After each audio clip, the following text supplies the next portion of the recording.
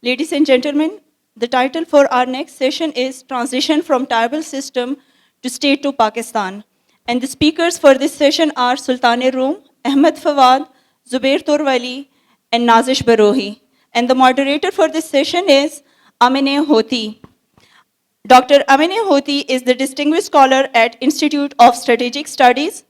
She is the fellow commoner at Lucy Cavendish College, University of Cambridge, and she has an honorary post to women who are particularly distinguished in their fields. She is Executive Director at Markaz-e-Ilm, the Center for Dialogue and Action. She, along with CDNA, has promoted peace education in South Asia, Pakistan, Europe, Middle East, and in the US. The daughter of renowned scholar Dr. Akbar S. Ahmad, she has published a number of books on promoting peace education and deeper understanding between people of different faiths, genders, and ethnicities. Like her books are Accepting Differences and Teaching Acceptance. Over to Amineh Hoti. Bismillahirrahmanirrahim. Welcome, friends. I'm delighted you all are here on a very hot day, and I hope you'll have a good session, an informed session, and take something away from this. I'm really delighted and glad that we have the Islamabad Literature Festival. It's a very important event, especially in the context of Pakistan, because we need to encourage the sense of reading, writing, publishing, and therefore I'm delighted that we have this distinguished panel here with scholars, historians, experts in their own field. So I'm really glad to be part of this event. And so without further ado, I just want to introduce a little my own background and tell you a little bit about where I come from. I did my PhD on Muslim women, and I focused on Swat and Mardan. And this was at the University of Cambridge, and it was primarily because while I was at one of the universities, I read this very famous book on the Swat Pathans, written by Frederick Bath. Now, many of you may have heard of him if you're interested in this region, because he wrote a book on Swat while actually challenging anthropology. So it was really a groundbreaking book. But in this book, he also wrote, he presented a picture of Swat, which was a little androcentric, which means, of course, a little bit biased towards a male perspective. And of course, there was a whole women's dimension in Swat. There's a whole life and politics, and sometimes women pull the strings, and it's a whole world out there. So basically, there was a scholar from America who wrote on this area, who's called Grima Benedict. And a couple of years after that, I did my PhD on women, and I presented this picture that was missing of the Pushtun society. So it was an exciting fieldwork, and I learned a lot. I was able to interview 283 men, women, and children. It was a large number for anthropology, and get this perspective from a wide range of people. So it was fascinating. Now, I'm also the great-granddaughter of the Wali of Swat. So for me, it was really exciting because I was learning about my own roots and about, the history of the region.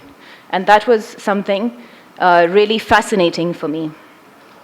Now, also my father was a civil servant in Pakistan, and he traveled through different regions from Swat to Karachi. We were posted in Waziristan, we were posted in Quetta, Ziyarat. And so basically I grew up where there were schools literally under trees with a little takhta.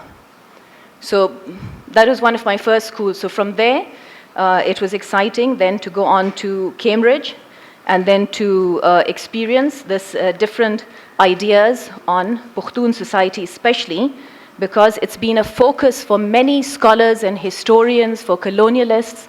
It's been a fascinating area, and you'll find a lot of literature on this area.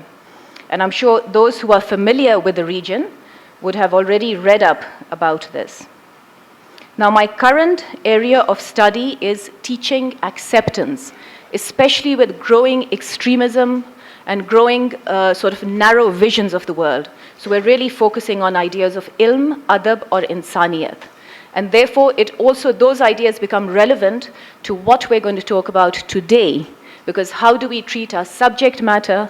How do we see the other? How do we look through other people's perspectives? And how do we walk in other people's shoes?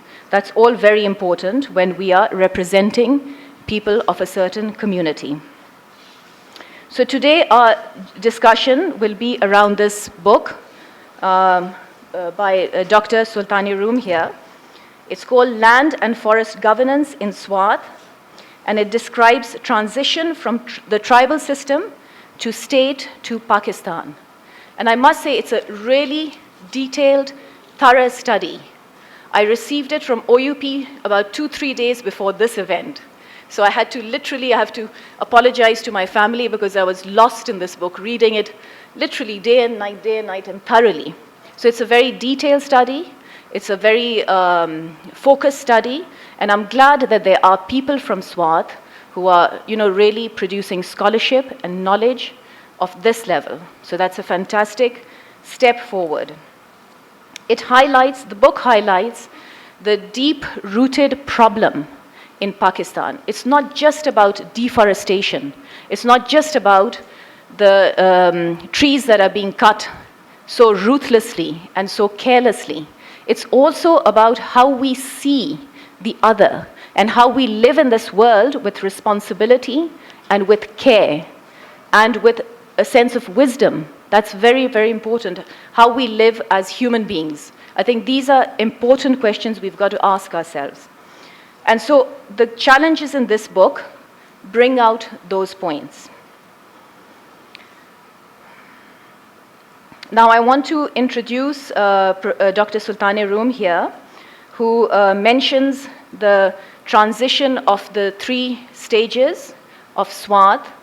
And he also mentions in his book that the trees and the forest are like food and clothing for the people of Swat.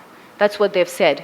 And yet, unfortunately, about 3/4 of the forests, when I was talking to an informant this morning from Swat, have been lost. So there's a very serious crisis. And Dr. Sultan-i-Rome here is a historian. He's a prolific writer from Swat. He has done his PhD from the University of Peshawar. He's member of the Pukhto Adabi Board, and he's an associate professor of history from the Jahanzeb College, which is called Government Postgraduate Jahanzeb College. So without further ado, I'm going to introduce him, and then we'll continue with our discussion. Thank you. Thank you, Amineh, and dear audience. Basically, the idea of this book was when I was working on my PhD thesis. So, being hailing from Swat, commonly it is believed that the Swat state era was a golden age from different perspectives. That was why one of the questions when I was searching the literature in the archives, I was interviewing the people regarding the Swat state period.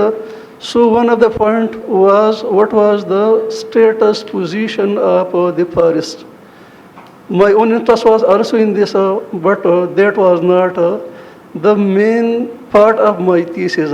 Only in the epics of the merger of Swat state, a small subtitle was included. Anyway, my interest developed from there. Then it was in 2002, after my completing my PhD, that I received an email from Uzgaiser from Switzerland. He introduced himself, and after his introducing himself, he told that he is coming to Swat. He wished to meet me because he wished to a project on the forest issues, because he has earlier worked in the Kalam Integrated Development Project. So he came to Swat, he met me, he met with other people who had done the research on such like themes and topics. After that, when he went back, after some months I received an email in which he showed his interest that he is willing or he wishes to do this study in collaboration with me. So we thoroughly discussed the terms of reference, then we signed an agreement, and I started the research on specifically on this point. Then there was the problem. The problem was, although the main issue or theme was forest governance or the forest issues, but without dealing with or properly investigating the land ownership issues, it was impossible to know the exact situation of the forest this day. The second point was, without knowing about the political developments in Swat and the area, it was difficult to exactly present the land ownership issues and the forest issues.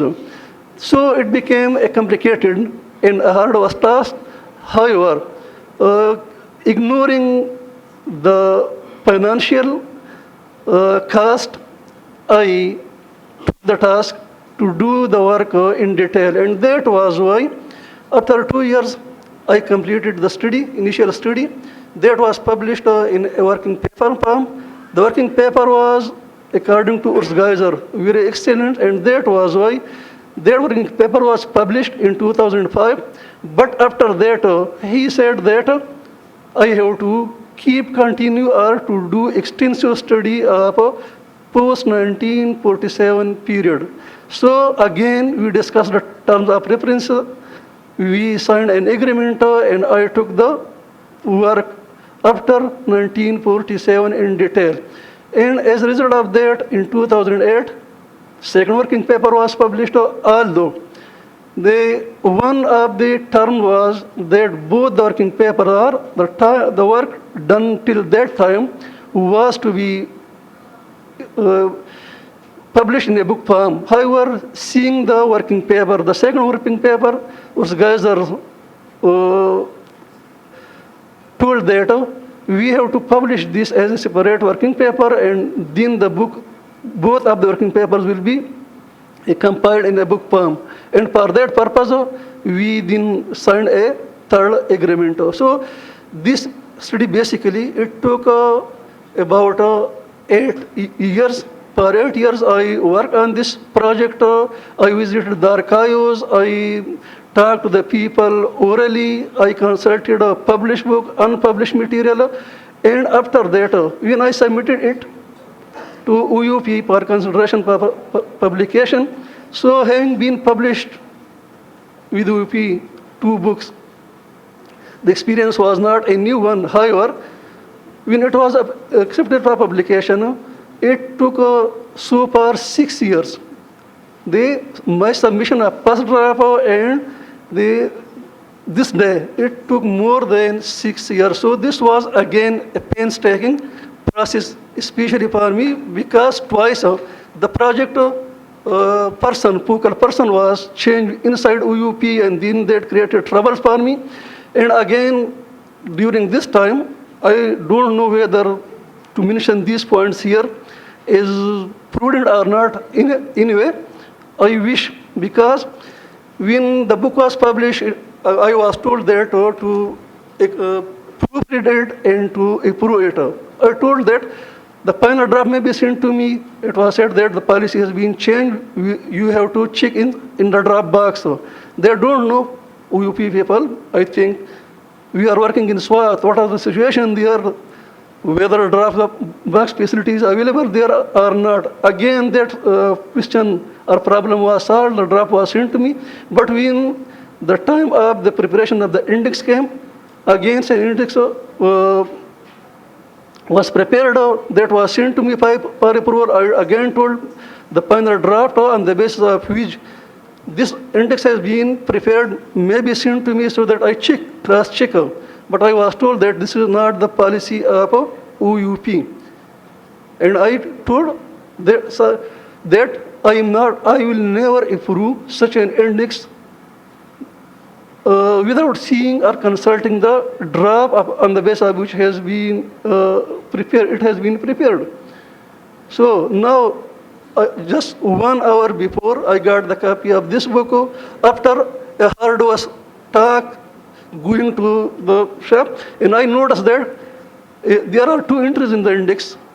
for example, administrator, that was submitted by me as a sample word, but there is no page number to him. There is deputy commissioner, but no page number has been given this. So after working for about 15 years, when the book is published, although it is a great success for me, for UUP, for the people of Swat, for the policy maker. But I think in future, UUP have to see its policy regarding these issues, because the feeling I have at this time, when I saw this book of these errors, after a work for, during this time, I revised this in 2010 because the ground situation was changed, the rules were changed. Again in 2014 I revised it, updated it, because of the lengthy process of the 6th year. So, Thank you very much, Dr. Sultan-i-Rome, and we appreciate your effort of writing in such detail. But of course, like any good academic work, there's always constructive criticism. And in that light, there has been a lot of detailed research here, but there have also been missing perspectives. For example, there's no women's voice, and you know that there's a famous Pushtun saying that Pushtuns kill over 3 zans. Does anyone know what those 3 zans are? 3 Zs. The panel is not allowed to say because you're so-called experts. Very good, very good. There's this brother here who said it's Zan, Zar, and Zameen. Now, land is so important for the Pushtuns that with land ownership, you are defined as a Pathan or a Pushtun. Without land, you're called a fakir. So this is, if you can imagine this important concept. Now, previously, land was inherited only by males. And today, there are many women who are saying, oh, you know, we'd like our right, we'd like our voice, because it gives them a sense of identity, a sense of belonging. Now, to fulfill that gap, we also have another expert here. We have Nazish Brohi, who would like to speak on women and governance in Swat. She's a researcher and a consultant for over 15 years in Afghanistan, Pakistan, and other regions, and Iraq. And she's also a member of Women's Action Forum, and she writes for The Dawn. So with great pleasure, I welcome Nazish Brohi. Thank you, Amineh. I think Swat kind of registered on the... And Nazish, may I say you have 5 minutes to speak because we want the audience to have a good say as well. Thank you. Well, we could just simply just go to the question. It's kind of hard to get anything said in 5 minutes. And I'm not sure what to then say. But anyway, I mean, Swat kind of registered on the national consciousness, I guess, because of the Taliban takeover in 2007. And of course, that was the flashpoint that got registered. There was a build-up over years, at least from the year 2000 onwards. But I'd like to kind of pick up that period just for a moment because we're going to talk about women and governance for 4.5 minutes. So in that duration, I think it's important to kind of make that connection because the Taliban rule was to a great extent premised on certain forms of marginalization, specifically directed at women. I had actually brought some quotes with me because I've been doing research in Swat for many years, but I won't kind of go into those, I suppose, that show how women at that time, before 2007, how they were reflecting on the issue during and then after. But in any case, what I'd like to say is something that we did hear about a lot in the media was that, for instance, the women supported the Taliban initially, at least Fazlullah, which they did. But there are 2 sides always of the story. So when we do hear about women supporting the Taliban movement, what we don't hear about at all is the resistance from the women to the Taliban movement as well. The reason we don't hear about it is primarily, for instance, people who resisted, like Bakht Zeba, are dead. They were killed. She was a counselor. Shaizat, another counselor, had to go into hiding. For example, if we look at the women health workers, the Lady Health Workers Program, probably one of the most potent forms of resistance. Like when the Taliban first sent, there were 3 fatwas against health workers in Swat. The first said that these women are not allowed to work. And they defied it, and they continued to work. The second fatwa actually said that these women are now actually not allowed to go out of their house without men, without the mehram. And the women said they defied it. The women said to me that it's the third fatwa that defeated us. Because the third fatwa said these women are men. So now the problem was that the women stopped letting these women inside their own homes. So I mean, my point is that the women did resist. It's not a simple story of women kind of zevar diye or paise diye. But there was that as well. They did support. And I think it's important, I mean, the reason I'm bringing that up right now is because the reasons of support for the Taliban offer me a window into analyzing the issues of governance in Swat. For instance, what those women say is, prior to these radio broadcasts of not just Fazlullah but Shah Doran and stuff, prior to that, they had no connection with any state institutions. Not with the police, they were not going to the courts, and they had no connection with the bureaucracy. And one thing, at least pre-2007, that had a lot of power in Swat certainly was the bureaucracy. So women did say that all ruling structures, they were completely marginalized from, and suddenly there is this new potent movement that tells women that the future of Swat rests in their hands. So not only are women articulating a disconnect from the state institutions, but a resentment of it, and wanting to kind of change that. So wanting to kind of connect somehow with movements that allow them to come into the political mainstream. And they said that no one had, even including the men in our families, no one would talk to us about politics. And here there were people who were saying, well, you are the politics of Swat. So they do kind of acknowledge the kind of support they did give. But then it's also interesting to kind of deconstruct that a little bit and say, okay, so what did the support for this movement mean? So they said, well, it meant for us that, if we do get the Sharia, we'd get the Sharia. But then I think it's important to not stop at that and go down a little bit further and say, okay, so what did the promise of Shariat actually mean? None of the women that I spoke with spoke about heaven or rewards in the afterworld. It was very much grounded and temporal in the here and now, when they were saying we want justice, we want peace, we want prosperity, we want development. These were very kind of concrete material desires that they felt they had no other kind of conduit to reach. So again, my point really is not to kind of open up again the Taliban takeover of Swat, but use that as a way of understanding what women's experience of marginalization from governance structures actually means. And because there was such a focus on women post 2009, and of course, the whole world, Swat became the in thing, and everybody had an opinion on it, and there was a lot of people who were trying to do conflict resolution over there. And then those women just got fed up and they said to me, "Hame aman chahiye hi nahi, hame aman nahi, sukoon chahiye." And I thought that was also an interesting kind of way of pulling apart what they thought was aman, which was a very masculinized and very politicized version of peace. And they said, look, we're done with it. We don't particularly want it. We just want contentment, or however we want to kind of translate sukoon.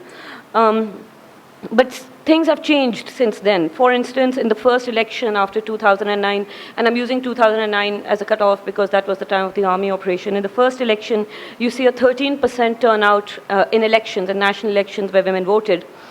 But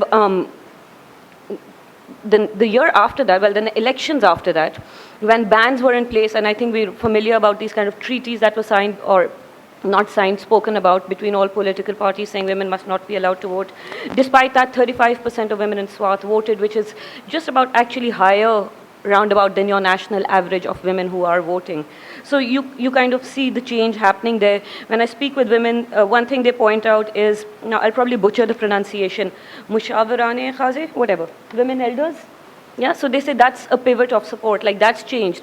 So first where the elder women would kind of force us into compliance with structures. That's not happening anymore. They're kind of standing there and supporting us. So I wanted to actually talk a little bit about the security and justice context, the deficit of security and justice within which these human rights violations happen, not just with the Taliban, but with the army as well. And that's something we don't maybe get to talk about as much as the fact that in Swat right now, and in the preceding years, the people who've been actually organizing and mobilizing against human rights violations by the state and by the army have been women. They are women from the families of the Taliban, Jan Sabah and so on, who have They go to Peshawar High Court, they're going to the High Court hearings, they have, they rent out these trucks and these buses, and they're only women, and they're from families of, Taliban themselves. And they've kind of mobilized, and they are protesting outside detention centers. The rightness or wrongness of it is separate. I'm just looking at the kind of agency, at the different ways that women have been able to kind of articulate a politics post-2009. And it's also, I think, the reason I think it's particularly important, just beyond actually even a gender kind of context, is because if women's rights were taken seriously, then what happened in 2007 would have been clear to us in 2002. Whereas when we look at the context of Swat, it was in 2006 that people just started saying, "Ye Taliban kahan se aa gaye?" This was a peace-loving place. We were so prone to tourism. We were very open, and we don't know where these people have come from. Well, the fact that these people were coming in and making certain connections and giving certain fatwas and laying down particular rules had been happening from 2001 onwards. It's just that it only affected the women initially, and it was ignored. I mean, they weren't being killed. I don't mean to say that at all. But I'm saying, little things like projects in which, NGOs brought in women, whether it was Kwendakor, whether it was the UNDP, these projects were being called immoral and so on and so forth. So I'm actually suggesting that we use might be a little problematic term, but to position women's rights as early warning systems. Because usually when we see this form of conflict, it affects the most vulnerable people first, the minorities, the women, whatever. So I think if you had looked at what was happening in terms of gender politics, this would have been evident to us kind of earlier on. How much time do I have left? Should I go on to something else, or should I just end it here? Not much, but thank you so much, Nazish. That was very kind of you, and it's a good insight into this perspective, which is a missing world. Now, without bias or with bias, I'd also recommend you to read Sorrow and Joy Among Pushtun Women, which is the book I wrote on Swat and Mardan women. So that will give you a certain picture and whole perspective of what it is to be female in that context and from their own perspective. Talking about peace also, the Center for Dialogue and Action, which I'm the director of, we just published a book called Teaching Acceptance. And that is all about really countering this extremist narrative. We also have we're working on this book in Pashto and Urdu. And I know it's such a difficult job to translate from one culture and one language into another. And this is what our friend here, Ahmad Fouad Saab, has done with Dr. Sultan-i-Rome's book. He's translated it into Urdu. He's translated Swat State. And I'd like to ask him about the challenges and difficulties of translating books like this into another language. Because again, when you translate, you lose the cultural context. So what you may be able to say in English, you may not be able to say in Pashto or Urdu or another language. So Ahmad Fouad Saab was born in Swat. He has an MA in English Literature from the University of Karachi. He teaches at Postgraduate College Matta in Swat, and he's a journalist with many newspapers. I'd like to introduce him and ask him to comment on this idea of translation. Assalamu alaikum. I was a bit actually introduced, but I would like to say something more about myself. I am a poet, and I have 3 collections of Urdu poetry to my credit, and 1 Pashto. And I have been actually living in Karachi for 20 years. So this is the reason that I do write normally in Urdu. And I had done my master's from Karachi University in English Literature. And my real interest is literature, especially poetry. But when I read that Swat State, written by my friend Sultan-i-Rome, in English. So I thought that this book is worthwhile to be read by everyone. And when we say everyone, we mean 95% of Pakistanis. Because unfortunately, or fortunately, only 5 and at the most 10% Pakistanis, they are able to read and understand English, books written in English. So this was my main motive, to make it readable to all those who are interested in Swat state. And many of my friends, they wanted that it should be translated. They wanted to read it, but there was a very big barrier between them and the book. So this was the main reason. And as the moderator, she just mentioned it, that translation is not that easy. It is really a very, very difficult thing. Fortunately, I am well versed in Urdu and to some extent in English too. So I took the job, and I am happy that it was done, and most of the readers, they appreciated it.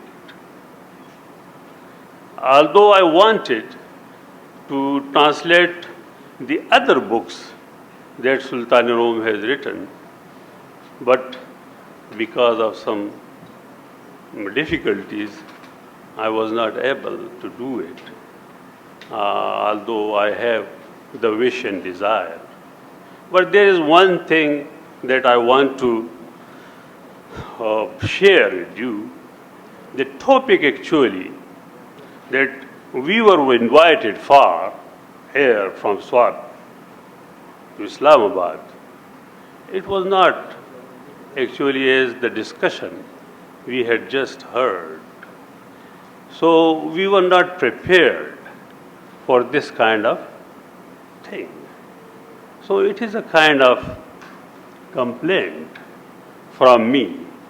It should be very, very clear what is the topic. So the speaker should come prepared for it. So as we have heard up till now, the main topic of discussion, instead of that book, instead of the transition of the tribal society, it was a women issue. So the issue is really universal, and it is a very, very important thing. And this Zan and Zar and Zameen, this is not only limited to Pashtun culture. We do share it with other Pakistanis also. Thank you very much, Fouad, Punjabis and Sindhis. Thank you. Thank you, Ji. You've made up for your 5 minutes time. We appreciate that. And the whole point of a discussion like this is to have different perspectives. So of course we have the women's perspective, we have the male perspective, and that is very important, and we must recognize that, because that's been missing in previous literature. And that's what I'm glad that Islamabad Literature Festival has had the courtesy of inviting women on this panel. So thank you so much. Now our next speaker is Zubair Torwali Sahib, who's the Executive Director of Idara Baraye Taaleem o Tarakki, which means the Institute for Education and Development, from Bahrain, Swat. He's also a freelance columnist from the News, Friday Times, and Dawn. So I'd like him to share with us ideas on the book, but also his work, a bit about his work. Thank you. For the last 10 years, I have been having an interest in the cultural, linguistic, and heritage diversity of Swat and Malaccan division. During my research or my study for the last 10 years, I have mostly found books written by foreigner, by colonialist, or by orientalist, we may call them. And this was the book in the previous, the state, Genesis of State, and this was by Sultan-i-Rome. I happened to read. I could not read it completely because I got it a couple of days ago, but I think that this book can match every book written by any foreigner or any colonialist. A well-researched book, a well-quoted book. He took many pens in the archives lying in Peshawar, and many different reports and many other books, journals, and the Swat state record lying in Swat. So for this book, I'm from Swat. So from the people of Swat, I salute him and I congratulate him for writing this great book. Now come to Nazish's point. I may comment. The women perspective, which is lacking in this book, because the book was written on land and forest ownership and the land and forest conservancy and management. And you know that in Swat and elsewhere in Malaccan division, women are not given the daughter, the land ownership right. So that's why the book lacks a women perspective regarding the forest and land conservancy in Swat. The women were denied their inheritance right, not only pre-state era, but during the two states eras and after that as well. In Swat, especially in Swat, a system of distribution of land and forest, which has been described in detail by Sultan-i-Rome in this book, is Vesh. Vesh, literally it means in Pashto, distribution free of cost. But in terms of land ownership, it means reallotment. When the Yusufzai came to Swat in 16th century, so they invaded it, they captured it, and they drove the original inhabitants of Swat to the mountains or other side of Khyber Pakhtunkhwa, and they captured the land. So the issue was how to distribute the lands among them. So their religious leader Sheikh Mali, this book described it. He introduced a system which is called Vesh system, and under that system, the land was reallotted among families. For example, for 5 years, for 10 years, or for 15 years, or for 20 years, a piece of land for 5 years is not owned. It is shared by a family. For the next year, it may be shared by another family. So this was a Vesh system. It was like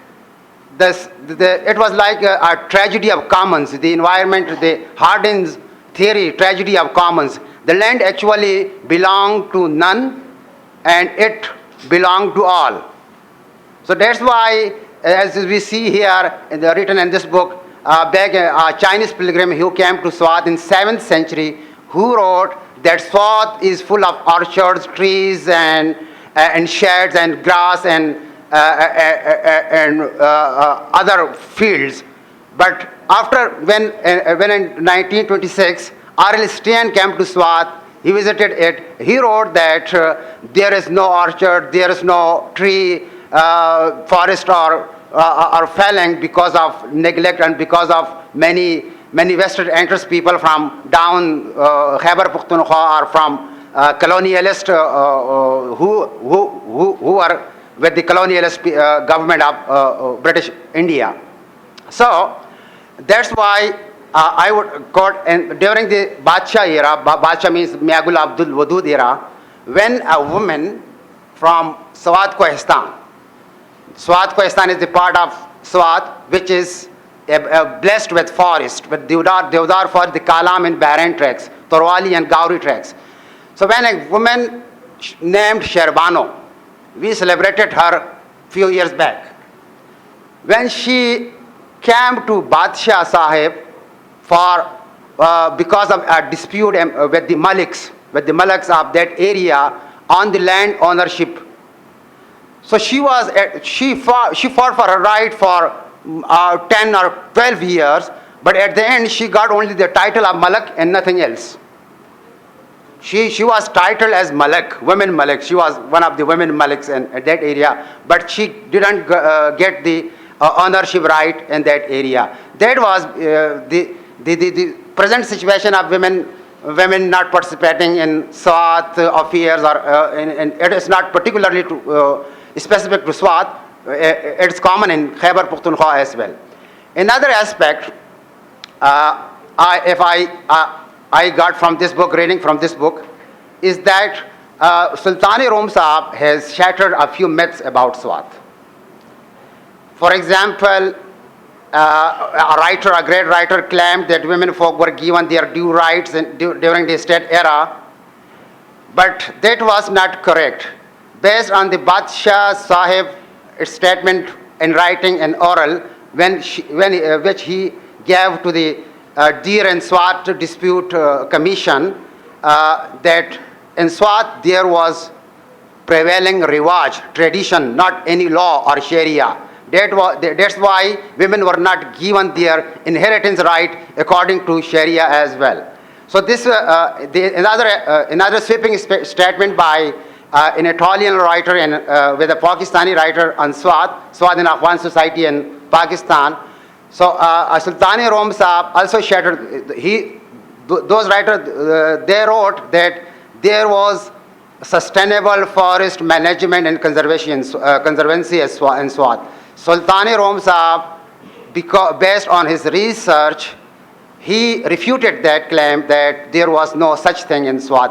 That's why Swat, we only see 1/4 of the forest and forest produce in Swat nowadays.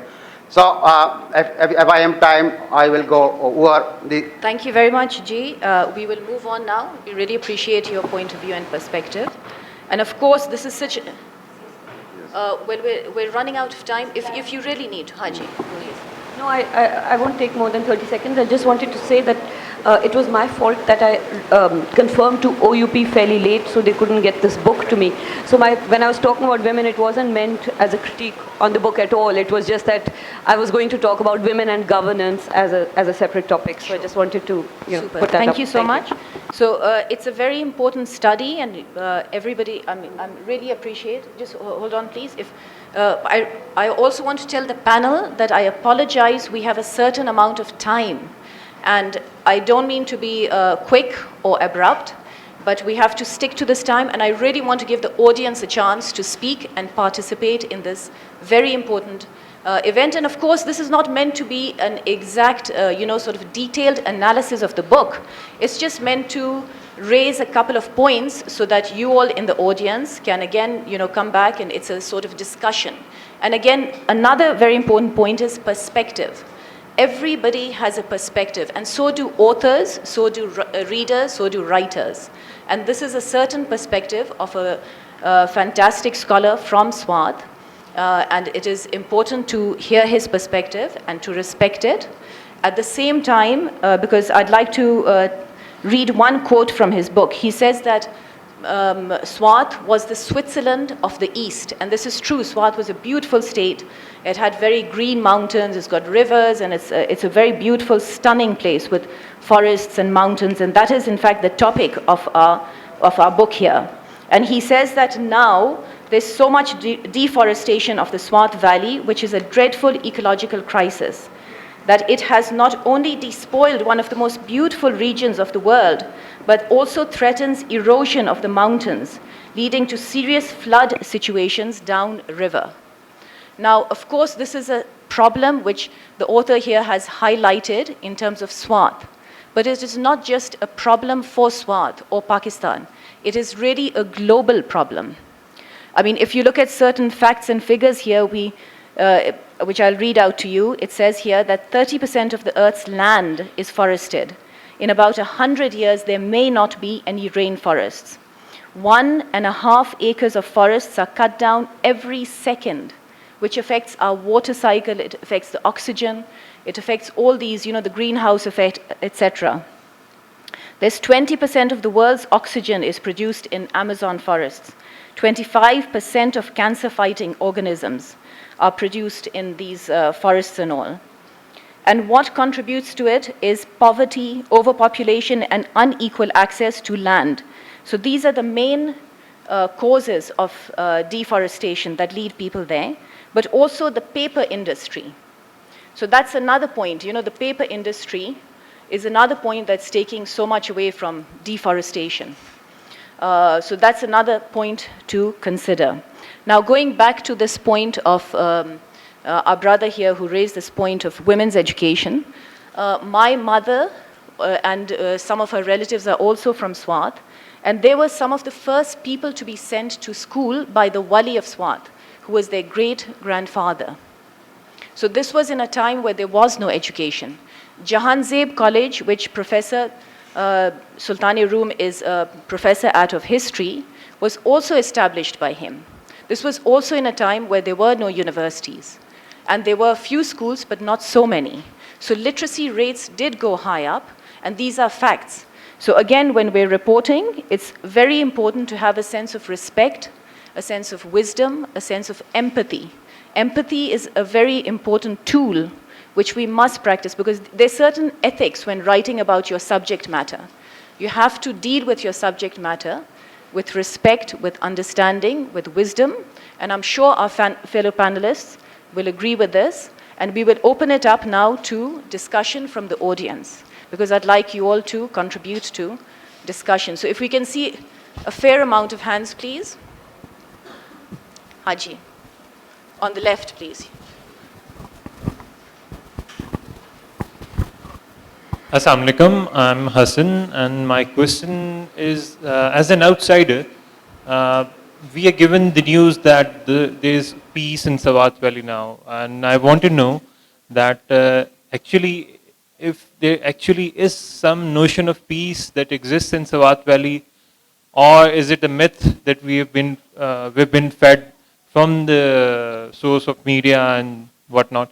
And my second question is, if there actually is some notion of peace that is prevailing in the region of Sawat, then how is there at least some pace of restoration that is being brought to the valley of Sawat? Are there any restoration activities going on, any rehabilitation efforts that are underway? I'd like to know about that from a first-hand president and member of the Society of Sawat. Thank you so much.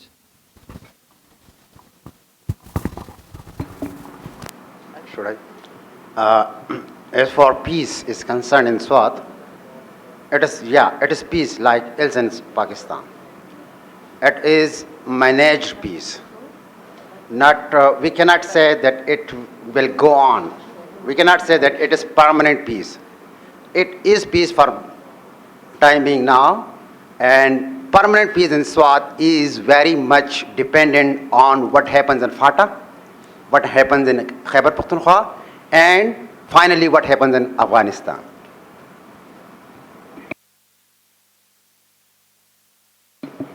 Rehabilitation after the militancy and floods in Sawat, I think it is going on, but because of various reasons, we don't know why it is very slow.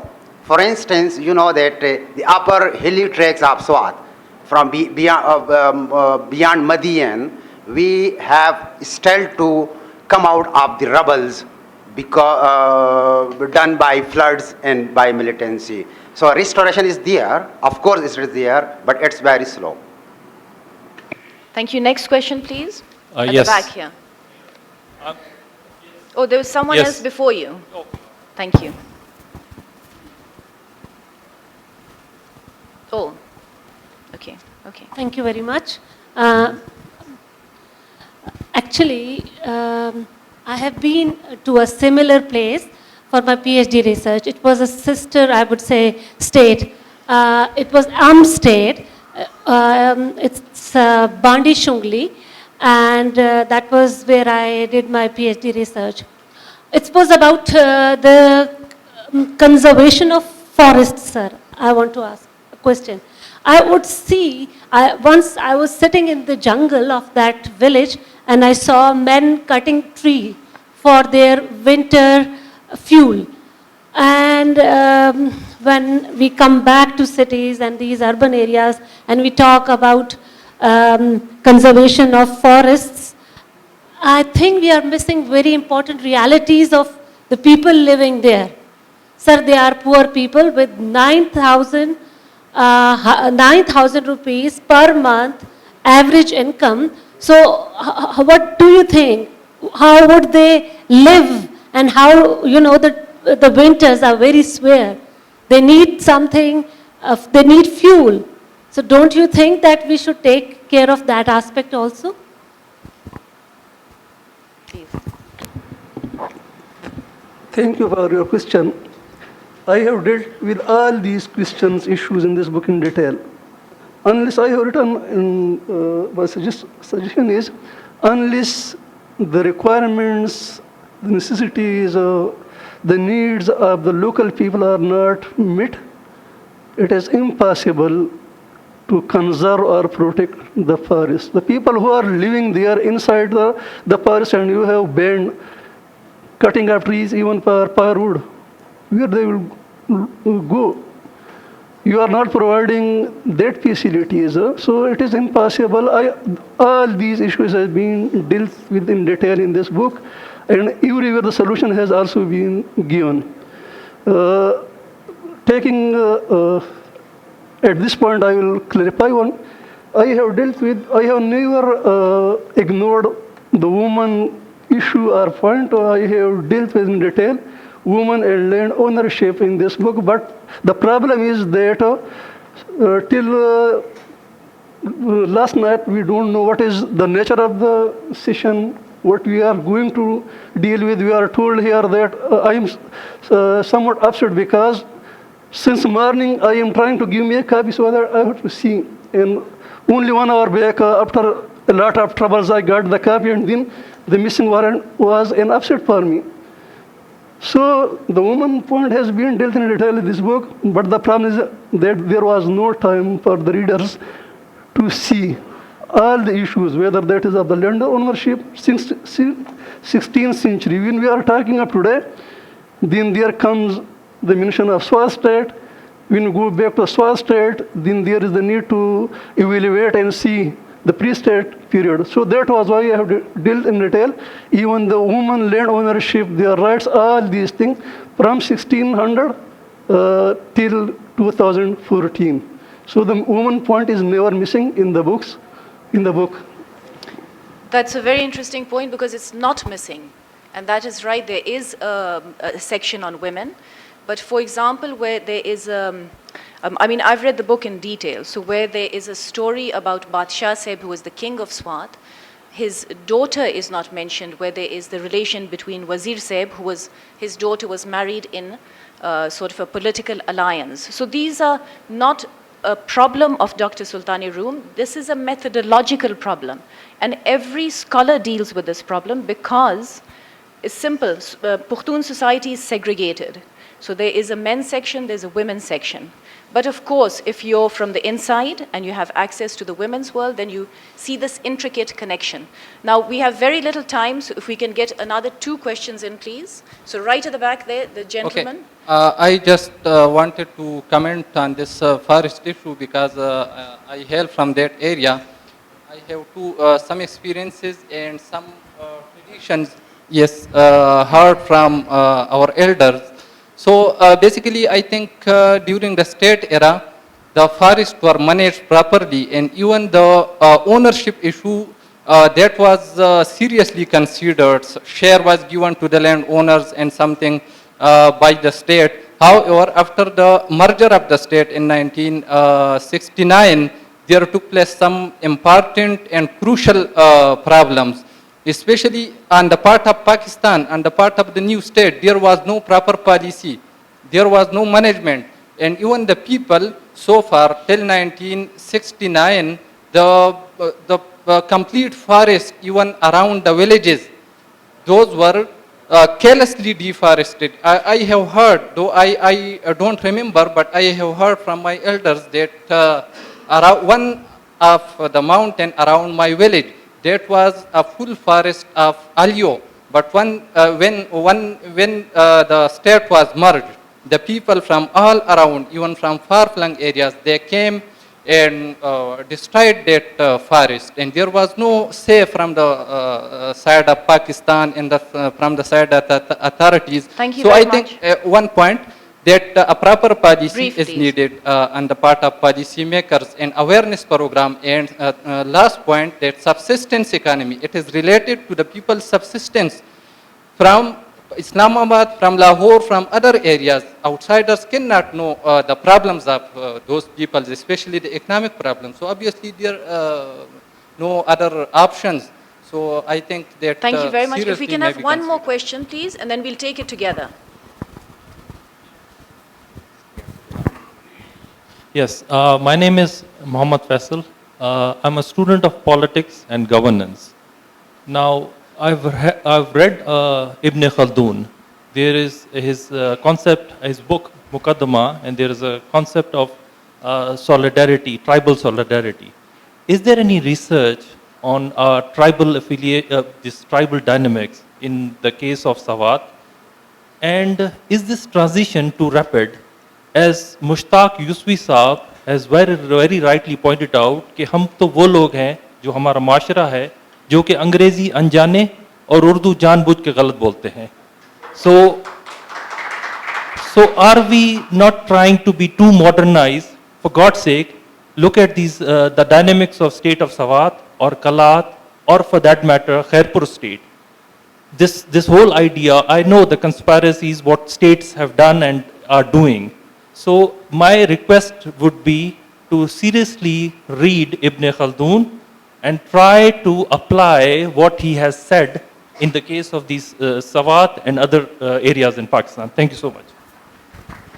Last question to the gentleman there, please. Last question. Would you remember? I have got a couple of brief questions to ask, particularly to Dr. Sultan-i-Rome. How does setting up military cantonments affect the biological diversity and ecological system of the district? And the second one is, how's the provincial government's tree plantation campaign coming along in the district?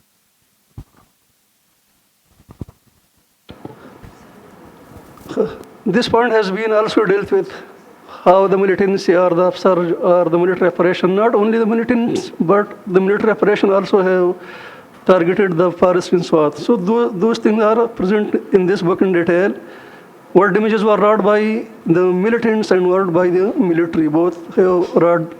As far as the provincial government point is concerned, so that are more visible as far as I know and I see in the newspapers, in the ishtiharat or advertisement, not on the ground.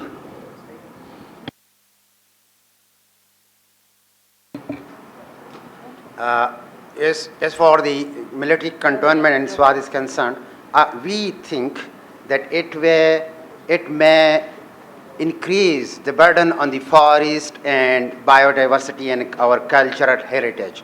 So we see it that way. Finally, I will ask the other two questions, if you allow me. Only two questions. I would really like that. I'm afraid we have 1 minute left for the So program only to finish. two questions. But you could ask. Yeah. You could ask after the program, please, Oh. if you don't mind. I'm sorry, Roar. I don't want to cut you. Nazish, you had a quick point, and then we will wrap up. It was just on the question 30 of, seconds. Okay, the pace of evolution and whether there should be evolution or not, and whether modernity can be halted in its track, which I find to be quite a difficult thing to digest. But I just want to say that at times our structures change. It's hard for us to catch up. So I don't think it's a matter of what pace you should set for society. I think society sets its own pace. And the problem is that us, in terms of grand political structures, political parties, political leaderships, we can't catch up to that change. And we can't even understand that change, forget about catch up to it. So I don't think it's a matter of they're not ready for it, or you know, different categories of people have a different linear, time-wise progression, and we shouldn't push them, we shouldn't rush them. I think we should just look at what they're doing and just catch up with them. Thank you. Well, I must say on behalf of myself and the audience, I really apologize for pushing the panel, because obviously I didn't mean to do that, but we are spot on time. And this is, of course, Naya Pakistan. It's the new Pakistan to be on time. I don't mean Imran Khan's party. I just mean, new Pakistan. So thank you so much for being here. It's an important message in the book. And I think it is worth emphasizing it. I'm delighted that there are scholars like Dr. Sultan-i-Rome, but I would also emphasize the point of bridge building, not just building bridges from wood, but also building bridges in a sense of empathy, understanding, and wisdom, which means constantly making friends, not enemies. And that's what I'd like to end it on. Thank you so much.